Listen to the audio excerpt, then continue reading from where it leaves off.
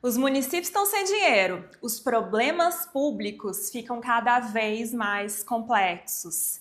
E fazer parceria com a iniciativa privada parece a melhor forma, ou talvez a única, da gente avançar em áreas que demandam um grande investimento financeiro ou que precisam de uma expertise técnica. Precisamos falar de PPP. Oiê, eu sou a Danae Fernandes e você está no Giro da Mobilidade Urbana. Antes de entrar em qualquer saia justa ideológica, é preciso dizer que existem discussões sobre o papel do Estado para ofertar os serviços públicos. A gente está falando aqui de transporte e temos sim muitas discussões sobre quanto que a iniciativa privada deveria se envolver em termos ideais e quanto não deveria. Mas o meu papel aqui é trazer alguns consensos e já coloco a minha lente positivista em pauta. Eu não tenho uma opinião totalitarista, sou contra ou a favor nem de tarifa zero, nem de qualquer outro plano que vocês venham me perguntar. Eu não sou contra ou a favor de PPP. Existem PPPs que são muito bem desenhadas e são muito bem sucedidas, existem PPPs que são um fracasso e um desastre, depende de como que você implementa, controla, então vamos falar um pouco disso. Mas existe um consenso, sim, entre pesquisadores e gestores de alto escalão, de que cada vez mais é difícil detectar as bordas do que é um serviço público puramente e onde começa um serviço privado, porque existem diversas modalidades do poder público dar as mãos tanto para a iniciativa privada da forma de empresas, como também organizações sociais sem fins lucrativos e outros tipos de arranjos que entram para ofertar juntamente com o público diversos serviços que extrapolam a mobilidade urbana. Em síntese, a discussão ideológica de parceria público-privada não reflete a realidade. Temos diversas modalidades de contratação com o poder público e uma parceria público-privada é um tipo de contrato público. O que a gente tem que discutir, sim, é como fazer os melhores contratos públicos de parceria público-privada e concessões.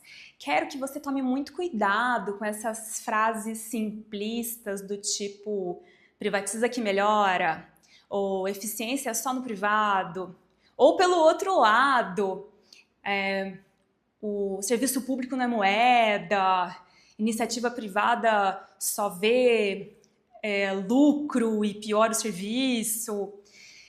Nem tão ao céu, nem tão à terra. Existem formas de conciliar interesses e tecer contratos que podem ser benéficos para a população. Acho interessante que nesse momento Brasil a gente está entendendo essas parcerias público-privadas como uma questão mais de política, talvez mais orientada à direita.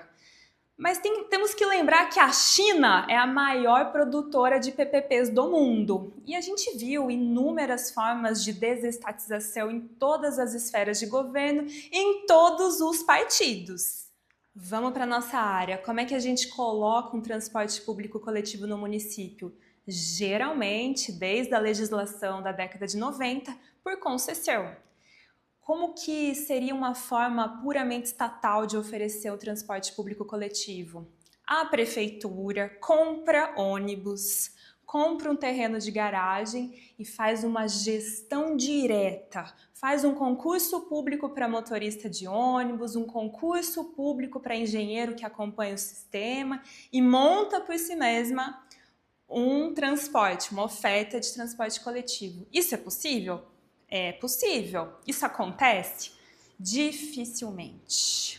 No plano ideal, poderia haver uma economia com a taxa de lucro, né, da empresa que vai prestar esse serviço. Então, quando você faz a concessão, você tem que garantir que essa empresa vai ter uma possibilidade de ganhar dinheiro com esse serviço, né? Uma empresa privada precisa ganhar dinheiro. Se o poder público faz uma gestão direta, em teoria, ele economizaria essa parcela do lucro. O que a gente vê na realidade é que o transporte gerido pelo poder público, ele pede tanta eficiência que muitas vezes ele sai mais caro. Quando a gente coloca um tarifa zero, usualmente existe uma contratação do serviço por quilômetro rodado. Então é um contrato mais simples que uma concessão, tá?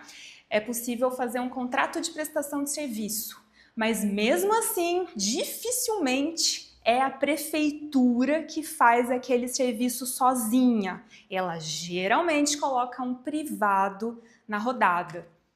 Na semana passada, a gente se encontrou num grande evento de parcerias e concessões, o P3C, que aconteceu no Shopping Frei Caneca. É um evento da Necta, assim como o Parque da Mobilidade, mas é um evento focado nesse tipo de contrato.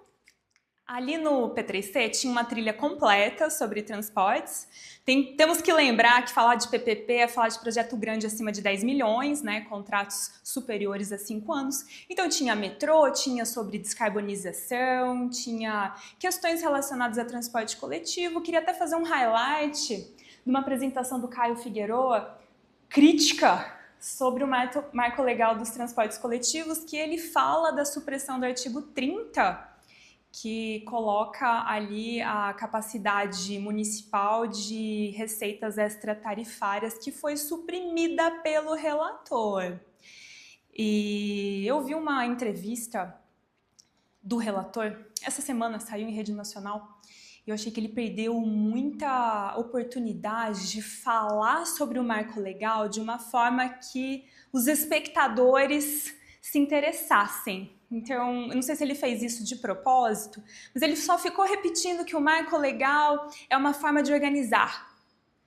E ele não falou da CID, ele não falou que o munícipe pode chegar para o governante dele e falar, ó, você agora deve usar o imposto da gasolina para fazer a minha tarifa de transporte coletivo ficar mais acessível.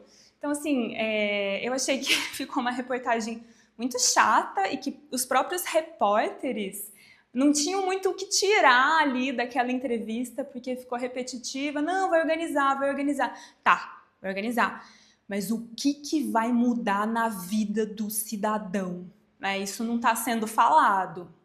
Uma coisa que foi bem explicitada no evento foi a Portaria 808 do Tesouro Nacional, que disponibiliza cursos gratuitos para os municípios e estados para fazer a formação dos seus agentes públicos sobre esse tema de parcerias e concessões. A gente sabe que a característica do funcionário público não é, majoritariamente falando, uma capacidade de diálogo e negociação naquilo que a gente chama de contrato incompleto. Essa capacidade de negociação ela é inerente à iniciativa privada, né? Mas agora a gente está falando em colocar essa habilidade também no serviço público para que a gente consiga fazer melhores acordos e gerenciar melhor os acordos feitos por parte do público. Lembrando que uma parceria ou uma concessão não é uma privatização, né? A privatização é quando você transfere a titularidade para o privado.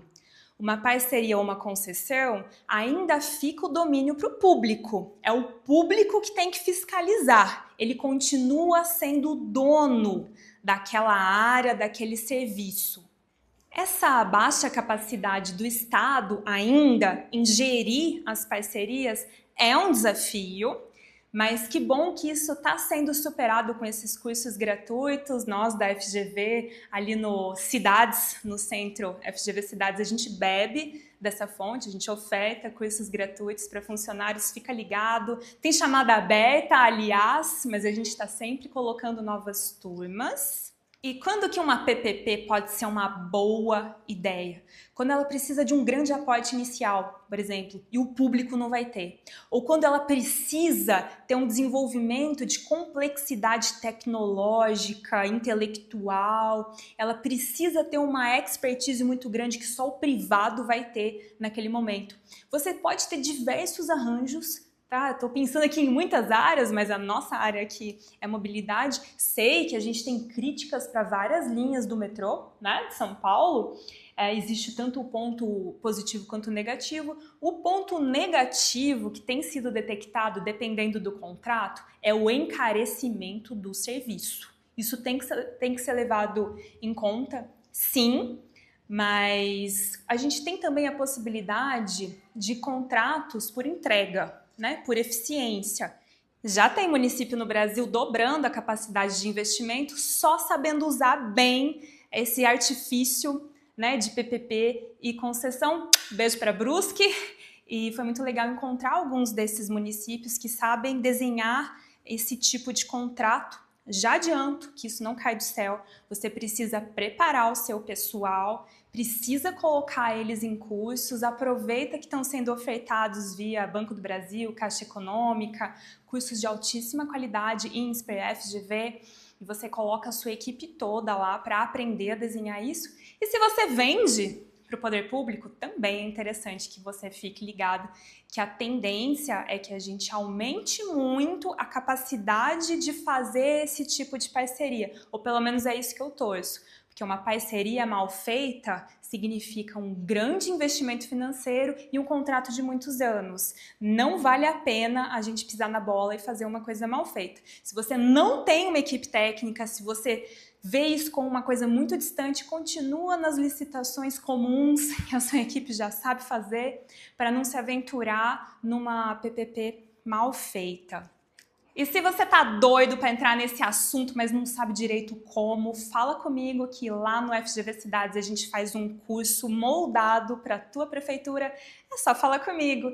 E eu quero te ver no próximo Giro da Mobilidade. Até!